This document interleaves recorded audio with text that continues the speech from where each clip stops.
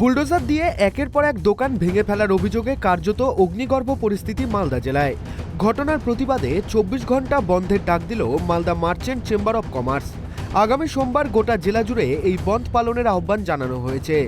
ইতিমধ্যেই বিভিন্ন এলাকায় শুরু হয়েছে মাইকিং। ব্যবসায়ী সংগঠনের পক্ষ থেকে জানানো হয়েছে এই বন্ধ হবে শান্তিপূর্ণ, তবে দাবি পূরণ না হওয়া পর্যন্ত চলবে আন্দোলন। অভিযোগ, গত 9 ফেব্রুয়ারি গভীর রাতে 31 নম্বর জাতীয় সড়কের ধারে জয় লজের নিচে থাকা মোট 11টি দোকান দুটি বুলডোজার দিয়ে ভেঙে ফেলা হয়। ক্ষতিগ্রস্ত ব্যবসায়ীদের দাবি, কোনো পূর্ব নোটিশ বা প্রশাসনিক নির্দেশ ছাড়াই রাতের অন্ধকারে এই ভাঙচুর চালানো হয়। ঘটনায় কয়েক লক্ষ টাকার ক্ষতি হয়েছে বলে দাবি তাদের। বহু ব্যবসায়ীর পুঁজির বড় অংশই ওই দোকান ঘরগুলির ওপর নির্ভরশীল ছিল বলে জানা গিয়েছে। ব্যবসায়ীদের অভিযোগ, এক প্রভাবশালী রাজনৈতিক নেতার মদতেই এই অভিযান চালানো হয়েছে। যদিও প্রশাসনের তরফে এই বিষয়ে এখনো পর্যন্ত আনুষ্ঠানিকভাবে বিস্তারিত কিছু জানানো হয়নি। ঘটনার পর থেকেই এলাকায় চাঞ্চল্য ছড়িয়েছে। ক্ষোভে ফেটে পড়েছেন ব্যবসায়ীরা। 5 দিন হয়ে গেল, এখনও তো কোনো কিছু হয়নি, কারণ যে মূল অভিযুক্ত সে এখনও ধরা পড়েনি। তো আমরা তো এখন সোমবার দিন ধর্মঘটের দিকে আগাচ্ছি। 24 ঘন্টার বন্ধ হবে। তো দেখা যাক কি হয়। আমরা এখনও তো অপেক্ষায় আছি, আমাদের সাথে যাতে সুবিচার হয়। মুখ্যমন্ত্রীকে জানিয়েছে? হ্যাঁ, মুখ্যমন্ত্রীকে জানানো হয়েছে চেম্বার অফ কমার্সের থ্রুতে। ঘটনাস্থলেই তৈরি করা হয়েছে একটি অস্থায়ী প্রতিবাদ মঞ্চ। সেই মঞ্চে 5ম দিনের মতো লাগাতার অবস্থান, বিক্ষোভ ও ধর্ণা কর্মসূচি চলছে। ব্যবসায়ীরা দোষীদের গ্রেপ্তার, নিরপেক্ষ তদন্ত এবং ক্ষতিপূরণের দাবিতে অনড়। তাদের বক্তব্য, রাতের অন্ধকারে এভাবে জীবিকা কেড়ে নেওয়া মেনে নেওয়া যায় না। একজন প্রভাবশালী রাজনৈতিক নেতা, শাসক দলের একজন প্রভাবশালী রাজনৈতিক নেতার মধ্যতেই কিন্তু এই ঘটনাটা ঘটেছে। আমাদের যে প্রমোটার, সেই প্রমোটার কিন্তু জেলা রাজনৈতিক নেতার মধ্যতেই কিন্তু এই ঘটনাটা ঘটেছে।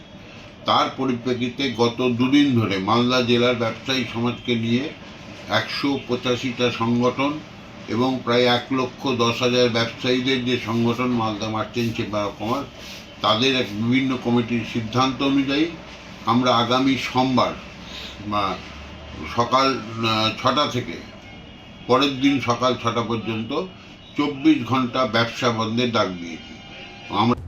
এই ঘটনাকে ঘিরে রাজনৈতিক তরজাও তুঙ্গে। শাসক দলের একাংশ এই ঘটনার সঙ্গে জড়িত বলে অভিযোগ তুলে সরব হয়েছে ভারতীয় জনতা পার্টি। বিজেপির দাবি, প্রশাসনের নীরবতা অনেক প্রশ্নের জন্ম দিচ্ছে। অন্যদিকে বিষয়টি নিয়ে প্রতিক্রিয়া দিয়েছেন নিহার রঞ্জন ঘোষ।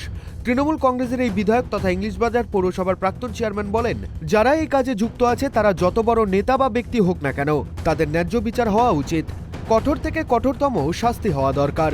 এই জায়গাটায় রাত্রেবেলা জেসিপি নিয়ে ভাঙচুর হয়েছে, সেই জায়গাটা থেকে থানার দূরত্ব খুব বেশি হলে 1.5 থেকে 2 কিলোমিটার, এবং 2 ঘন্টা 3 ঘন্টা ধরে এই ঘটনাটা ঘটেছে। থানা জানে না, এটা হতে পারে না।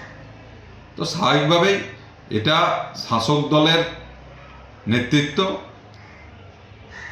তার সঙ্গে পুলিশ প্রশাসনের কিছু অংশ, তার সঙ্গে জমি মাফিয়া প্রমোটারদের অংশ, এরা সকলে মিলে একটা নেক্সাস হয়ে এই ঘটনাটা ঘটেছে।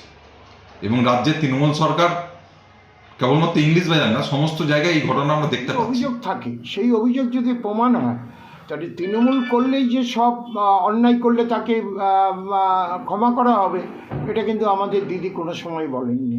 সুতরাং দলের জামা পরে দলবিরোধী কাজ করবেন, এটা আমাদের মানা যাবে না। এটা আমাদের দলের নিয়ম এবং নির্দেশ। সুতরাং সে তৃণমূল হোক বা অন্য কোনো বড় পদেই বসে থাকুক না কেন, অন্যায় করলে তার শাস্তি পেতেই হবে। এখন নজর প্রশাসনের পদক্ষেপের দিকে। বন্ধের দিনে জেলায় ব্যবসা বাণিজ্য কতটা প্রভাবিত হয় এবং এই ইস্যুতে রাজ্য রাজনীতিতে আরও কি প্রভাব পড়ে, সেদিকেই তাকিয়ে গোটা জেলা। মালদা থেকে রুহুল আমিনের রিপোর্ট, KTV বাংলা।